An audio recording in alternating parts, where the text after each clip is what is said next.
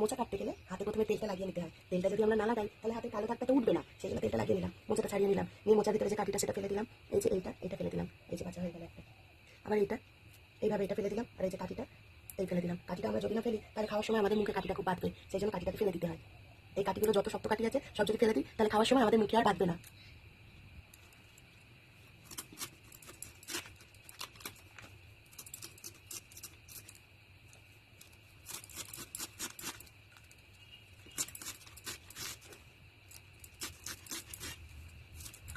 অংশটা এভাবে কেটে নেবো, নিয়ে দেখো আমার কত তাড়াতাড়ি কাটা হয়ে গেল।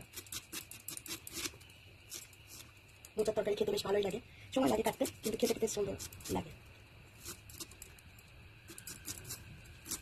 দেখো আমার গোটা মোচাটা এই কাটা হয়ে গেল। এবার আমি খুব ভালো করে ধুয়ে নেবো, তাড়াতাড়ি সফট হয়ে যায়। ভালো করে ধোয়া মোচাটা আমি একটু প্রেসার কুকারে দিয়ে নেবো, একটা সিটি বেঁধে দেবো, নিলে খুব ভালো হবে, একটু নরম হয়ে যাবে আর কচভাবটাও কেটে যাবে। একটু জলটা ঝালিয়ে নিলে খুব ভালো হয়। তো আর এটা হচ্ছে ভালো করে ধুয়ে রাখা মুসুর ডাল, খুব ভালো করে আমি ধুয়ে নিয়েছি। তোমাদের যদি আমার চ্যানেলটা ভালো লাগে অবশ্যই সবাই লাইক সাবস্ক্রাইব করো এবং পাশে থাকা বেল আইকনটা লাইক করে রেখো, যাতে পরের ভিডিওটা অবশ্যই তোমাদের কাছে চলে যায়। এটা হচ্ছে একটা আমি আলু দেবো, আলু কেটে ধুয়ে পরিষ্কার করে রেখেছি, একসাথে একটা সিটি দিয়ে দেবো আমি। রান্নার জন্য আমরা পেঁয়াজ কুচিয়ে নিয়েছি, দুটো গোটা লঙ্কা নিয়েছি, যে ফোড়ন দেওয়ার জন্য জিরে নিয়েছি, হলুদ গুঁড়ো, লঙ্কা গুঁড়ো, জিরে গুঁড়ো আর এই আদা রসুন পেস্ট। তোমরা কি জানো বন্ধুরা? অনেকেই জানো না যে মোচা খাওয়ার কত উপকারিতা আছে। এতে আছে আয়রন, যা রক্তশূন্যতা দূর করে, ফাইবারে তো ভরপুর, আর হজমেও অনেক সাহায্য করে, ডায়াবেটিস কমাতেও সাহায্য করে। চলো এবার আমরা তাহলে রান্নাটা কিভাবে করবো দেখে নিই।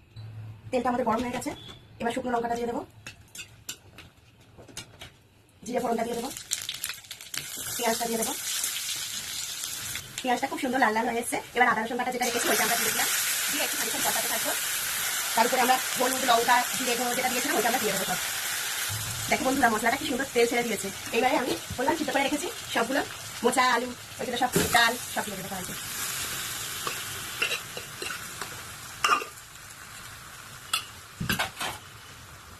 আমরা সকলেই জানি তরকারিতে একটা জিনিস, আমরা যদি তরকারিতে তেল কম দিয়ে থাকি বা ঝাল কম দিয়ে থাকি, বেশি হলে তাও আমরা খেতে পারি, কিন্তু একটা জিনিস কম বা বেশি হলে আমরা কোনো মতে খেতে পারি না। সেটা কি বলতো বন্ধুরা? অবশ্যই সবাই জানো, সেটা হচ্ছে নুন। সেই জন্য নুনটা আমরা চেখে দেখবো, যদি দেখি আমাদের কম হয়েছে তাহলে আমরা একটু পরিমাণ মতো আবার একটু নুন দিয়ে নেবো, কারণ নুনের স্বাদ ঠিকঠাক না হলে খাওয়াটা মোটেই ভালো লাগে না। দেখো আমাদের মোটামুটি তরকারিটা রেডি হয়ে এসেছে। মোচা তো আমাদের অনেক উপকারে লাগে আমাদের শরীরে, কিন্তু কাটার জন্য আমরা অনেকে খেতে চাই না, কিন্তু আমি কাটাও দেখিয়ে দিয়েছি। যারা পারো না অবশ্যই দেখে কাটাটা শিখে নিও আর মোচা খাওয়া শুরু করো, মোচার অনেক গুণ আছে। আমাদের ডালটা রেডি হয়ে গেছে, মোচার ডাল। এইবারে আমি গরম মশলাটা ঘরে বানিয়ে রাখি, গোটা গরম মশলা, জিরে গুঁড়ো, ধনে গুঁড়ো সব রকম মশলা দিয়ে আমি গরম করে সেটাকে গুঁড়ো করে রাখি, সেটাই গরম মশলা হিসাবে। প্যাকেটের গরম মশলা একটু কম খাই, সেই জন্য এই যে আমার গরম মশলা রেডি, এই আমি দিয়ে দিলাম, উপর থেকে ছড়িয়ে দিলাম।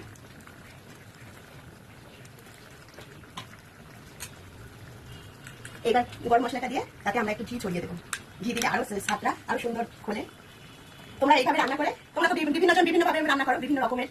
তো আমি যেমন দেখালাম এরকম রান্না করে তোমরা খেয়ে আমাকে অবশ্যই কমেন্টে জানিও যে কেমন হয়েছে, তাহলে আমি আমার নেক্সট টাইমে তোমাদের নতুন নতুন রেসিপি দেবো। তোমরা সবাই সুস্থ থেকো, ভালো থেকো, বাই বন্ধুরা।